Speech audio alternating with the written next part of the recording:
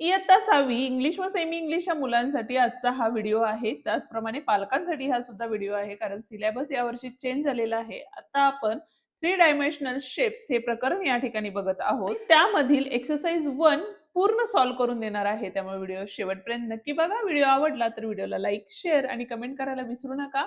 आणि त्याचप्रमाणे जर चॅनलवर नवीन आणि पहिल्यांदाच असाल तर चॅनलला नक्की सबस्क्राईब करून बेल आयकॉन दाबा, जेणेकरून आपल्या अशाच नवनवीन व्हिडिओची नोटिफिकेशन तुम्हाला लवकरात लवकर मिळून जाईल.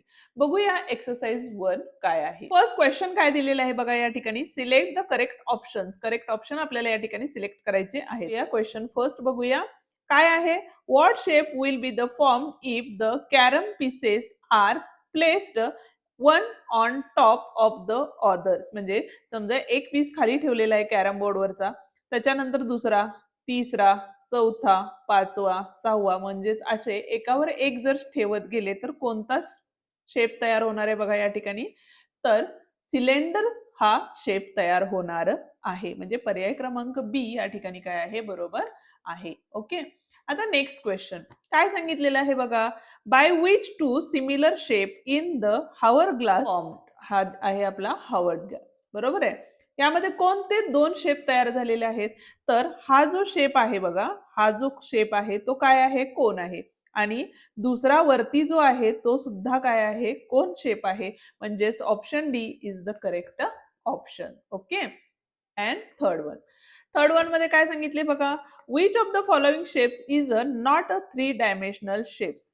आता 3 डायमेन्शनल शेप्स मध्ये स्क्वेअर, स्पियर, सिलेंडर आणि कोन आहे. स्पियर, सिलेंडर आणि कोन हे 3 डायमेन्शनल शेप्स मध्ये येतात आणि स्क्वेअर हा काय येतो तर आपला 2 डायमेन्शनल शेप्स आहे. ठीक आहे.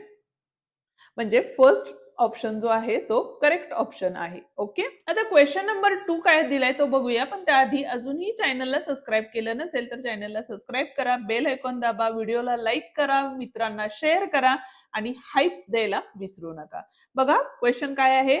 Draw 3 dimensional figures from the numbers given below and write their names असं आपल्याला सांगितलेलं आहे. ठीक आहे. आता या ठिकाणी देताना आपल्याला काय सांगितलेलं आहे बघा. There are 5 faces. म्हणजे आपल्याला या ठिकाणी काय दिलेले आहेत, 5 फेसेस दिलेले आहेत, 5 वर्टायसेस दिलेले आहेत, 8 एडजेस दिलेले आहेत, 1 फेस दिलेला आहे, is a square and remaining face are the triangular असं सांगितलेलं आहे. ठीक आहे. कोणता शेप तयार होईल बघा या ठिकाणी. तर या पद्धतीचा असा एक चौकोनी शेप खाली सांगितलेला आहे त्यांनी. वरती एक दिलेला आहे पिरॅमिड साईड, बरोबर आहे.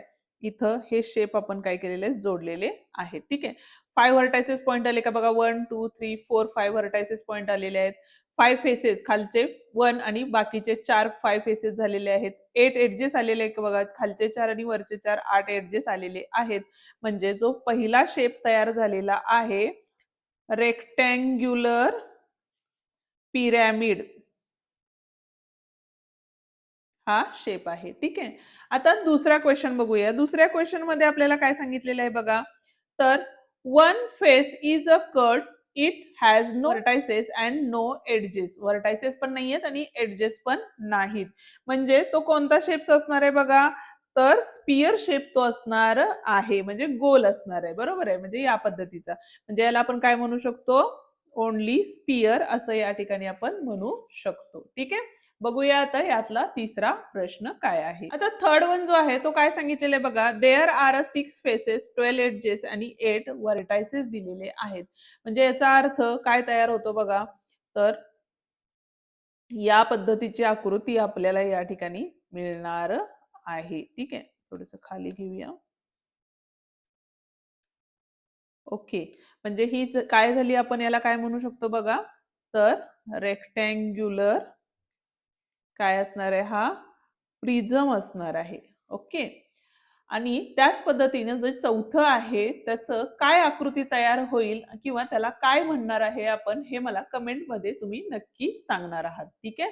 जर व्हिडिओ आवडला असेल तर व्हिडिओला लाईक, शेअर आणि कमेंट करायला विसरू नका. आणि त्याचप्रमाणे जर चॅनलवर नवीन आणि पहिल्यांदाच असाल तर चॅनलला नक्की सबस्क्राईब करून बेल आयकॉन दाबा, जेणेकरून आपल्या अशाच नवनवीन व्हिडिओची नोटिफिकेशन तुम्हाला लवकरात लवकर मिळून जाईल. धन्यवाद.